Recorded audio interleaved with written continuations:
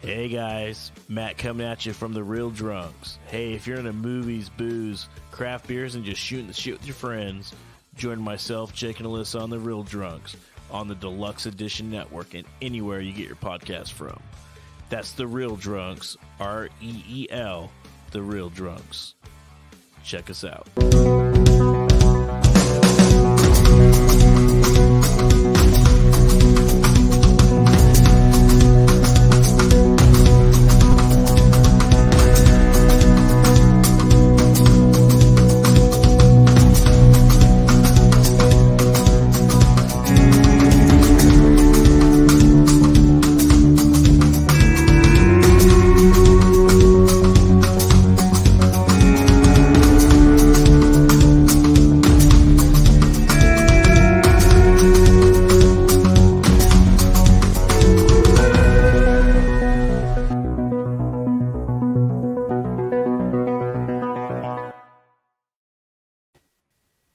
Hello and welcome to a very special episode of Deluxe Edition. I am your host, Casey Shearer. Along with me, as always, Ray, the podcaster. What's going on, Casey? Not much, man. I feel a little strange here. We're on the wrong side. So yeah, how'd you? Yeah, there you go. how did that happen?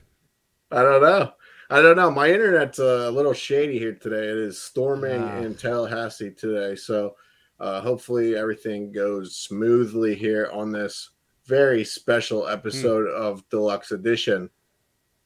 Yeah, we're about to do some crazy shit, huh? Yeah, we're going to be doing something a little different here.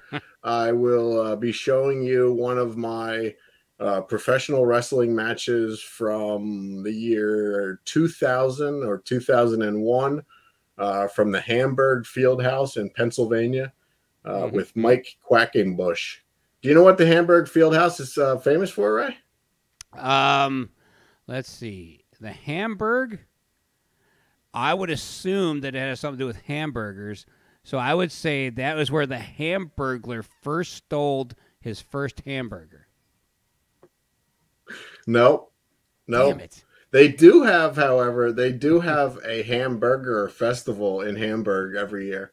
But no, the Hamburg Fieldhouse, where you're about to see this wrestling match with me, is where the WWF would film their television show in the late 70s and very early 80s in Hamburg, cool. Pennsylvania. Yeah. That's a good tie-in. Yeah, it's very cool. So, yeah, so it was really cool. And actually, Kevin Kelly, he's an announcer for New Japan Pro Wrestling, and he was an announcer for the WWF back in the 90s. He's actually running shows there again out of the Hamburg Fieldhouse, AXW. Every month he's running a monthly show there now. So getting some wrestling back in at the Hamburg Fieldhouse. So it's pretty cool. So does that mean we might see you again?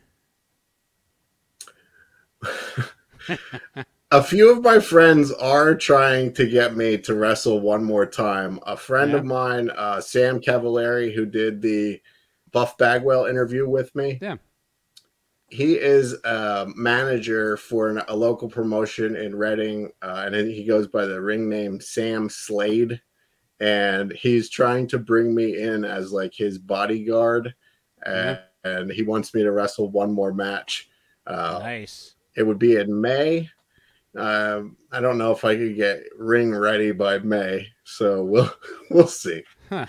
Well, maybe I'll show up and I'll be ring ready, and I'll use my wrestling name, Rusty Bottom Rocker.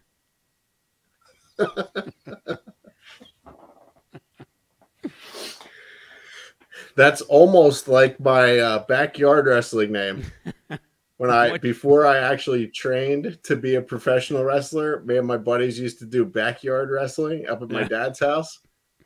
And my name was Rich Lather. Oh, that's a good one. That's like Pete Moss, stuff like that, man. Those are all good names. Oh, yeah.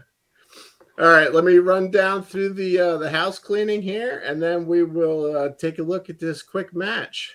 And then we'll also be back on Sunday with our regularly scheduled interviews. We are a part of the Deluxe Edition Network. You can find all the other great shows over at deluxeeditionnetwork.com. And the podcasts of the month this month are Spoil My Movie and World's True Crime. So go check them out over at deluxeeditionnetwork.com. You can find us over at Deluxe Edition Pod on Instagram and Twitter. If you'd like to hear our previous shows, head over to deluxeedition.show. And if you'd like to support the show, go to patreon.com/Deluxe Edition Pod. And let's see. Oh, yeah, we're sponsored by GetSlicks.com. Go over and pick up a nice beanie or hoodie over at GetSlicks.com. They got a lot of cool stuff over there. Really warm stuff. I don't need it down here in Florida. I don't know if you can tell, but I am sweating profusely right now. It's fucking warm here today. Shit. Let's see. It's 20 degrees here, Casey. You should come up here. You can hang out with me in the garage in a hoodie. I'll just send you this hat. I'm not a fan of the cold, Ray. It can't kill All right, you. where can people find you at? Oh, shit. I'm a 10-cent beer night podcast. And don't listen to my podcast. Just go to my TeePublic site and buy merch. That's really all I give a fuck about. I need money. Money is still, cash is still king. Just go buy coffee mugs, hats, T-shirts, hoodies. I got fucking pillows over there if you want one. Goddamn pillows. Yeah. You can get a goddamn... Ray's got a bunch of cool stuff. You can get a notebook. A stupid notebook so you can write down your grocery list in it. Just go, fuck my podcast. Just go buy my merch. That's all I care about. Seriously. I know we have a bunch of female listeners, so if you've been wanting to snuggle up with Ray at night, yeah, go ahead and get yourself one of those 10-cent well, I'll tell you right now, pillows. For $20, send me your address. I'll come to your house and snuggle you myself. I need money. There you have it. Is that a Patreon special, Ray, or no? Yeah, if you sign up for Patreon and you're within a 20-mile radius of my house, I will come snuggle you for $20. We can negotiate how long. I got to make, this economy's bad. I got to make money somehow. But that's as far as it goes. I'm not sending you feet pics or nothing like that. You're not getting any of that. That's my OnlyFans page if you want to see feet pics. Snuggle with Ray for $20. Yep. There it is. Yeah, you might you gotta make money somehow, Casey. Nobody's buying my merch. Yes, you do. All right, go buy Ray's merch so he doesn't have to whore himself out. All right, you ready for this, Ray? Yeah, let's fucking do it. You're in for a surprise here, bud. I highly doubt it because I know you pretty well at this point. All right, here we go. I didn't play any. I didn't play the actual music on this, just so we could talk over it. Well, because I want to talk over it. So this is the announcer, Carolina Jim, and I see the referee there. His name's Derek. He works in the WWF right now, and he was also in that movie, The Wrestler, with Mickey Rourke. Oh, that's a horrible movie. I hate that movie. It's so fucking sad. Why? It's so sad. It is sad. Like, I was expecting like a good movie, but it was sad. Yeah, well, that's the life of an independent pro wrestler, though. That's real life. So what's going on in the ring here? So this little scrawny guy just ran down. Yep, that's Lightning Mike Quackenbush. Okay, Actually, so really why does he still have his shirt on? Shouldn't his shirt be off already? A lot of us wrestled with our shirts on. We weren't in the best of shape. I'm not in the best of shape. Come summer, my shirt's fucking off. Well, we weren't allowed to be drinking alcohol during this, so we had to stay sober. So most of our clothes stays on. That's weird. That's weird, man. You'd think you guys be allowed to drink during these things. Here he is. Here he comes. So Zaackk here's the dude from Biodome. So did I tell you the gimmick? I'm not sure if I do it here in this match. I might have stopped doing it at this point. Hold on. Hold on a second. I got to see which. All right. You went through the. All right. You didn't go over the top. All right. No, I'm not that big, dude. Jesus. So what are you? How tall are you? 6'2". All right. I'm going to pause it here for 1 second. Okay. Yeah. Pause this thing because I need to know how tall you are so I can figure out, why you went through the middle of the ropes instead of over the top. Well, over the top rope, that's like for giants, like Andre the Giant, the Giant Gonzalez. Okay. Like they can step over the top rope. So how tall are you? What'd you say, 6'2"? 6'2", yeah. So let's see. So the top rope is probably, what is that, 5 foot? Yeah, it's around, it's a little like 4.5 feet maybe. Okay, so you never went to them and said hey, I got this move where I come in the ring and I go over the top rope and you just grab it and just chuck yourself over it? You never even tried to get them to do that for you? No, I wasn't that, as you'll see in this match, I wasn't that agile. I also have to point out, you didn't roll under the bottom one either. Mm-mm. Okay, so you went middle. No. That was your move. Yeah. Okay, all right. I'm just trying to get flavor here. The reason I paused this here, you see right behind my would be right behind my butt, the large bald gentleman. Yes. Who is that large bald gentleman? That is a good friend of mine who has passed away now, Mervyn Dietrich. He was a good dude. And the girl sitting next to him, her name is Abby. I lived with her for a short period of time in the city of Reading as a roommate. So they came to support me here. And there's a bunch of other friends of mine here in the crowd as well. Now you got to circle them up, talk to Derek. All right, we're circling. See, I was the good guy here because so many friends are here. Oh, that's nice of them to do that for you. Couple. Okay, all right. Let's see here. All right, couple good kicks, punches. Those are good deliveries. They look real. Big clothesline in the corner. That's a good clothesline too. I really wasn't that bad, right? Oh, a couple blocks here. Well, I've never seen you wrestle. We've talked about it, but I've never actually seen you do it. Right. That's why I wanted to show you. I wish your character would have been more scary, but. Well, I was playing myself. I see that. I was a stone fuck. It's like a fucking giant Jerry Garcia's in the ring. That's all I see. But this dude's intense, man. Lightning McQueen is pretty fucking intense. Whoa! Oh fuck! Lightning Mike Quackenbush. He was actually a really good self-trained professional wrestler, and then he actually had his own promotion for a while.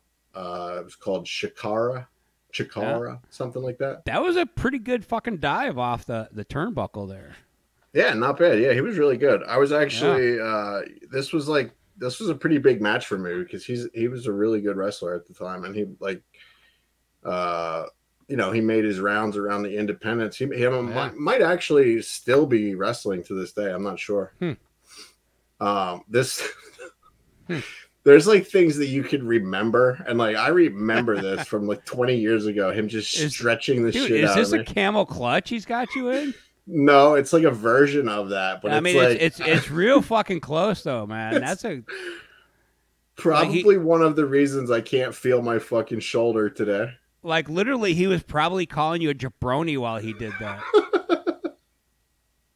Whoa, this is best leg drop in the business here, except it's a mile away. Oh, come on.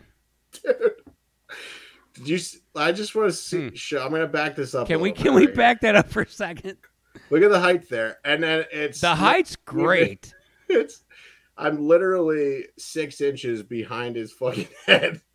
Yeah, I'm not happy with that leg drop because you could have put it on his chest. Was that your first leg drop ever? No, it was one of my signature moves. I was just a little off on that one. your signature move is a leg drop 6 inches above their head that fucking hits the ground so hard that a tremor shakes the ground. Dude, that would have been great. If I you have would to have like, rewind. holy shit, Casey. If your move would have been the leg drop a foot and a half away from them and they just start shaking, holy fuck. You could have called that the tremor. They just fucking start convulsing. They just start twitching because your leg drop is so goddamn powerful that even Hulk Hogan is embarrassed that his is so shitty. Well, that's one of the things that pisses me off about, like, I should have never, like, I wasn't smart to the psychology of wrestling. Like, I should have never been using a leg drop as a regular move because Hogan used that as his finisher. So that like, when I do it then and people kick out of it, that's like Hogan's wasn't that good. You know what I mean? Like, it's well, like no, Hogan's psychology.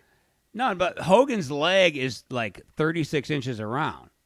Right. Well, that's what I've seen older in guys. Legend. Yeah, that's what I've seen That's in what Legends. like the older guys say. Like, I've heard people say, like, ask Jake the Snake Roberts about how he feels about people using the DDT and then people kicking out of it, and he's like, that means I just did mine better.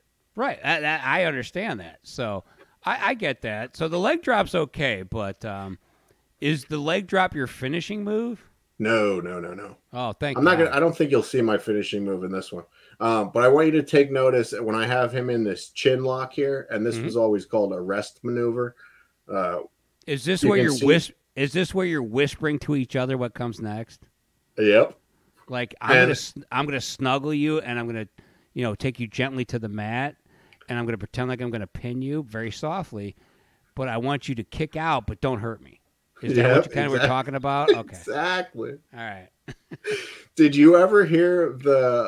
I'm going to pop us back into the big mode here. Did you ever hear of the? You saw when the Undertaker threw Mankind off of the ring, right?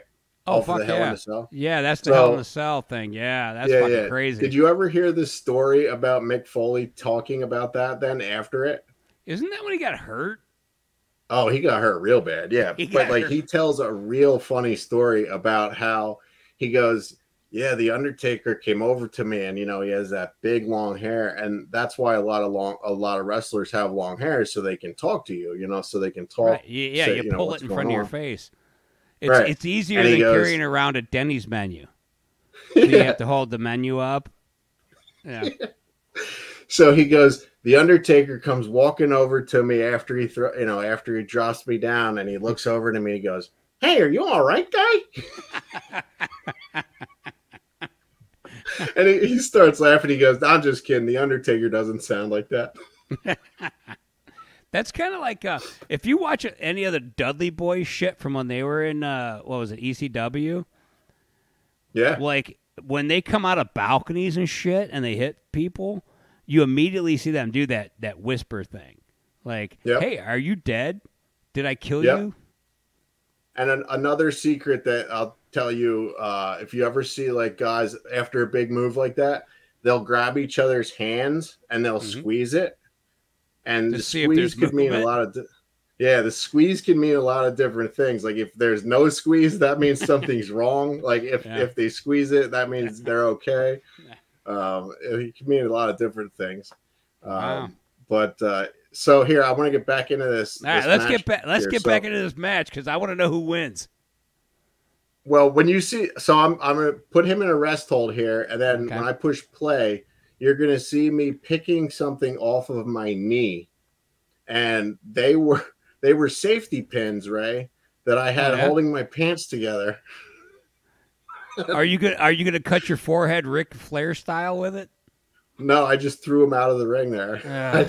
God damn it! I was so hoping you were gonna take the razor blade and just cut your face open. I never bladed. So yeah, I gotta ask.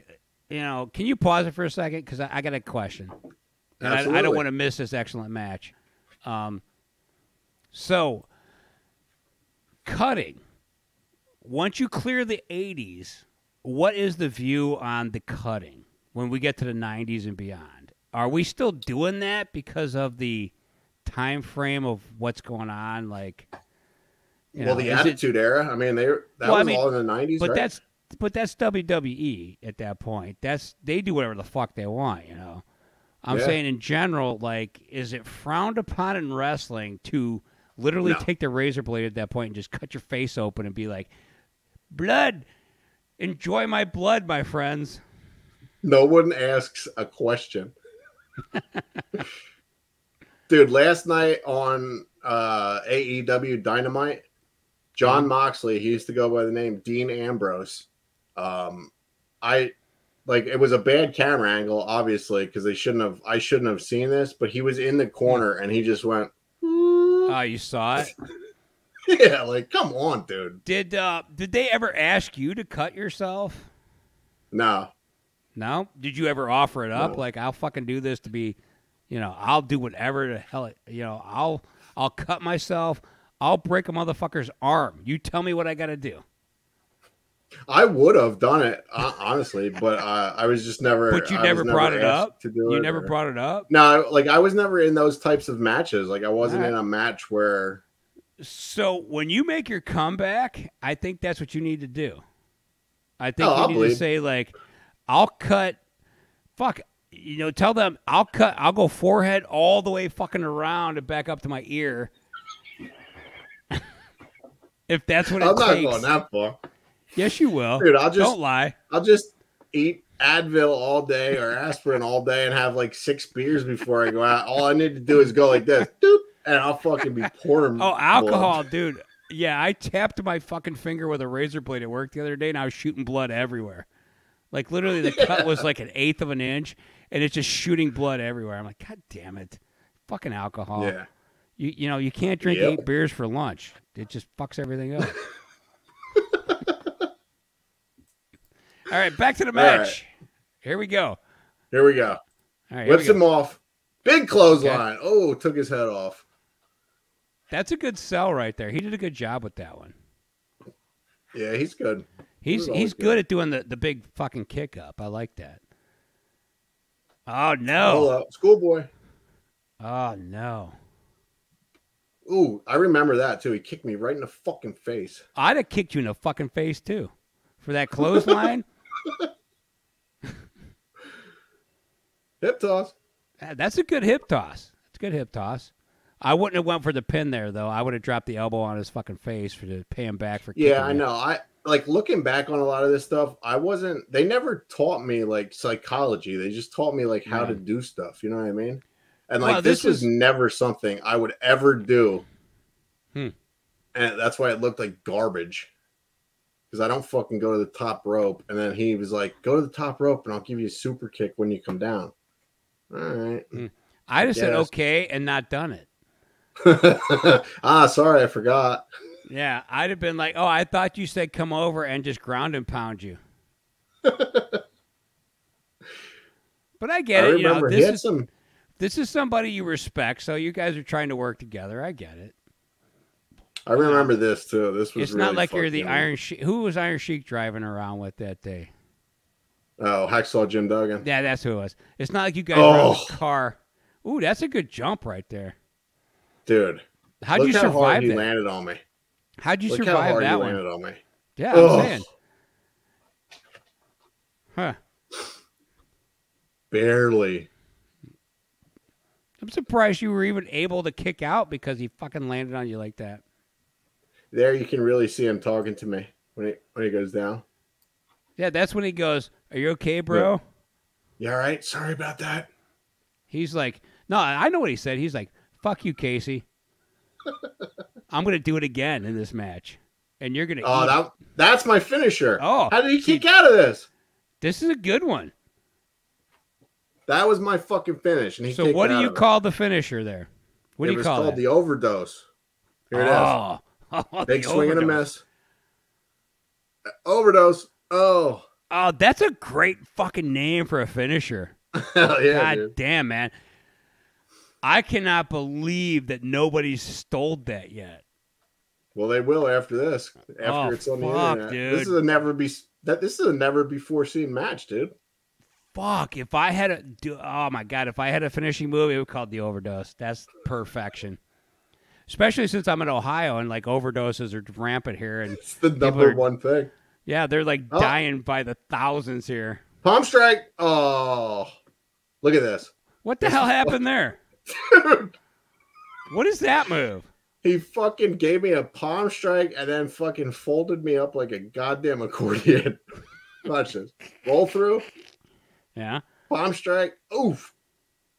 Ugh. And then the fucking pin. Jesus Christ. Fucking Dude. Ridiculous. Dude, all my friends were Oh, so my God. mad. I would But nah. this You should have Dude, not this let is that the happen. best part right here, though. Watch. He flips. He fucking look. Fuck you to my friends. Well, the only thing I can imagine is what they said to him to earn it, which is fine. This was always my thing too. I would at the end when I would lose, I would roll out of the ring and hit the floor, and then just there you bounce go. up.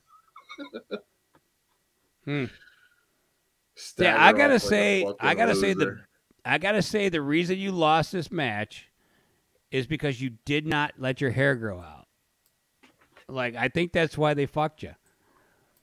If you'd have had some big fucking hair, you totally would have won that match. You think? Oh, absolutely. Because your finishing know, move is bud. awesome. The overdose, It was good. like the only thing you could have done better is if you'd got up and like done the needle in the arm. Like, Well, that's what I should like. If I come back, if I ever make a comeback, like I'll hit him with a big move, and then I'll Yeah. fucking go yeah, tie it off. tie it off, and then Shoot it up. fucking hit him with it. Yeah, and then hit him with it. Do that whole. That's like the Rock with the people's elbow. Like, you got to sell that Yeah. shit. Or I got to tie them off. Tie them off. Right. Not me. Hold their Tie them arm up, off. tie them off, shoot them up, and then drop their asses. I want to be a pro wrestler again. Fuck yeah, dude. You should do it. Hell yeah. I would be a good manager. No, I'd be a better manager. All right. I'd be like, Then you're coming back as my manager. fuck yeah, I'll come in as your manager. Because We give it I'll one be more like, run, right? fuck yeah. I think we could pull it off, man. I think I'd be good at being a wrestling manager because I'd trick you into doing shit you don't want to do. You'd be Hell like, yeah. I don't Zaack wanna Lee do and that. rhubarb. Yeah. You'd be like, I don't want to do that. And I'd be like, but, I wrote the story and that's, you got to do it. I'm sorry, but that's just what's going to happen. And you're like, fuck. So now you're talking about sleeping with dudes' wives and shit. And they're like, and it's just out of the blue. They're like, what the fuck is he talking about? And I dig into their personal lives. I find out shit nobody knows. I'd have their addresses. I'd find out what their wives' favorite fucking flowers are.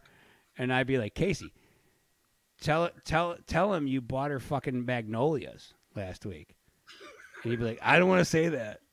He's big and he's gonna be mad. And I'm like, no, tell her you bought her magnolias and took her to see fucking When Harry Met Sally at the fucking local theater because that's her favorite movie. And you'd be like, you're gonna get me killed. You're gonna get me fucking killed.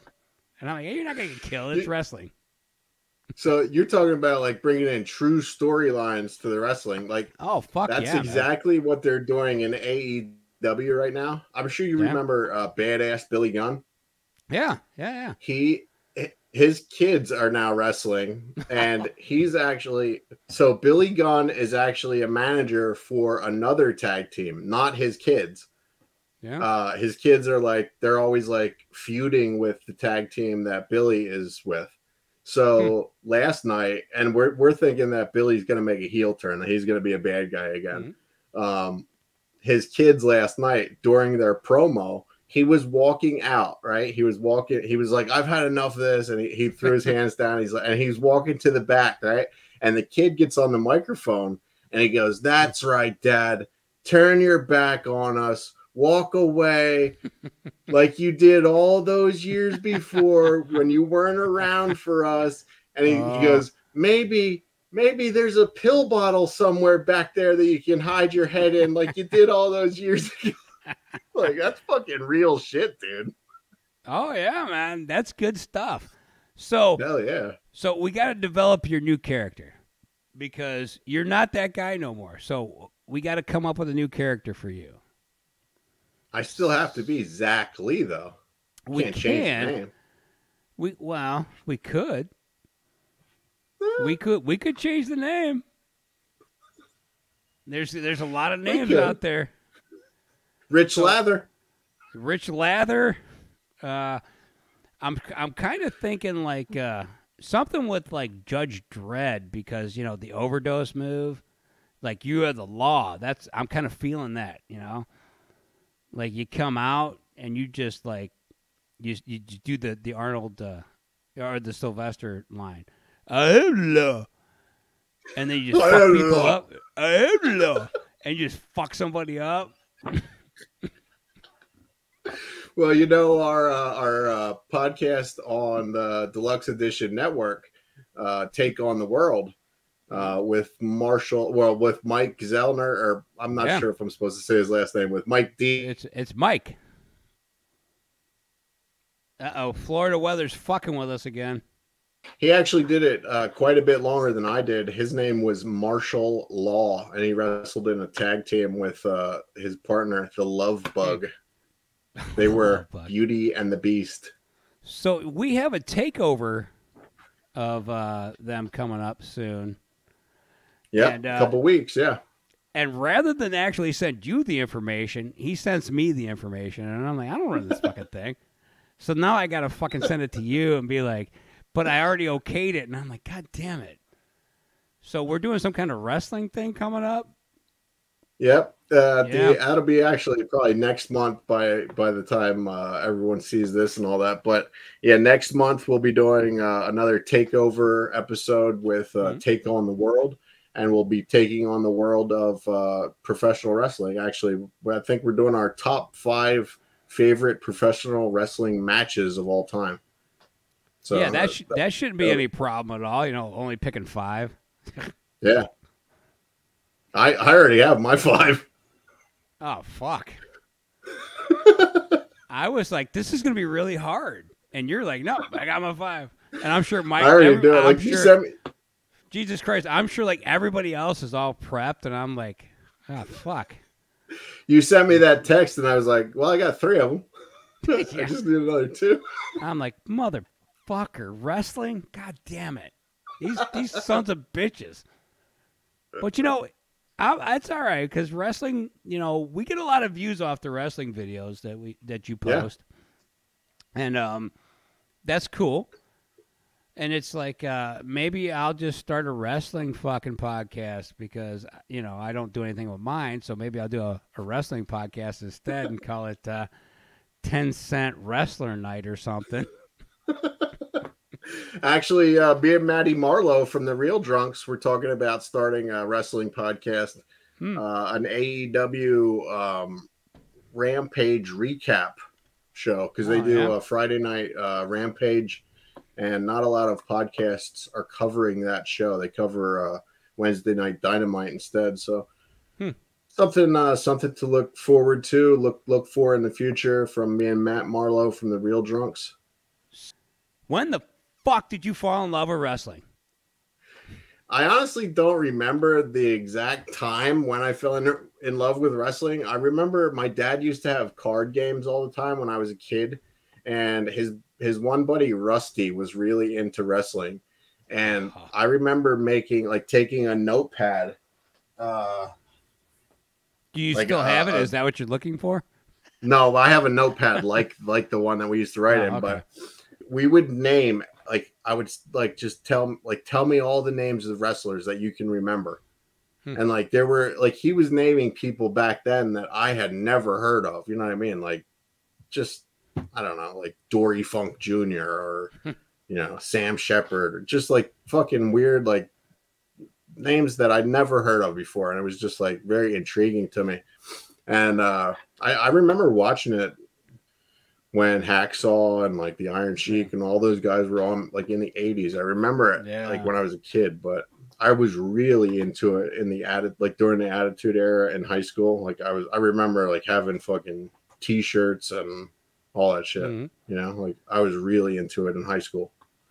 Yeah, I remember the moment that I knew that I was like, yeah, this shit's real. I love it. Was when I saw the Road Warriors, Animal and Hawk. That was the moment I was like, fuck yeah. And then Roddy Piper, that was the one that sucked me in the most. When he did Piper's Pit, Yeah, I was like, oh, this dude's legit. So here's a little trivia for you. All right. The Piper's Pit, where he hit Jimmy Snuka with the coconut. You know what I'm talking about, right? Yeah, I know. So Mike Zellner from Take on the World and his partner, the Love Bug, they were both at that taping. They didn't know each other at the time. They were both kids, but it was at the Hamburg Fieldhouse. That's where they filmed that. Oh, no shit. Yep.